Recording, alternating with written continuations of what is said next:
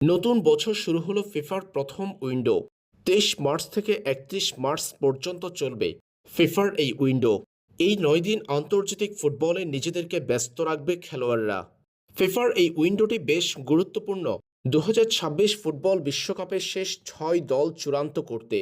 এই উইন্ডোতেই অনুষ্ঠিত হবে বিশ্বকাপ বাছাই পর্বে ইউরোপীয় প্লে অফ ও আন্তঃমহাদেশীয় প্লে অফের ম্যাচগুলো। এখানেই চূড়ান্ত হবে ২০২৬ বিশ্বকাপের শেষ ৬ দল। এছাড়াও আন্তর্জাতিক প্রীতি ম্যাচে মাঠে নামবে ব্রাজিল ও আর্জেন্টিনা। বাংলাদেশ ফুটবল দলেরও আছে দুটা ম্যাচ। ইউরোপীয় প্লে অফে সবার চোখ থাকবে ইটালির উপর। আগামী ২৬ মার্চ বাংলাদেশ সময় রাত ১:৪৫ ইটালি মাঠে নামবে উত্তর আয়ারল্যান্ডের বিপক্ষে। এদিকে বাংলাদেশ দুটা ম্যাচ খেলবে এই উইন্ডোতে ভিয়েতনাম ও সিঙ্গাপুরের বিপক্ষে। আগামী ২৬ মার্চ বাংলাদেশ সময় সন্ধ্যে ৬টায় ভিয়েতনামের মুখোমুখি হবে বাংলাদেশ। এরপর ৩১ মার্চ সিঙ্গাপুরের মুখোমুখি হবে বাংলাদেশ ফুটবল দল বাংলাদেশ সময় সন্ধ্যে ৬টায়। ব্রাজিল ও আর্জেন্টিনা যথাক্রমে খেলবে দুটা করে ম্যাচ।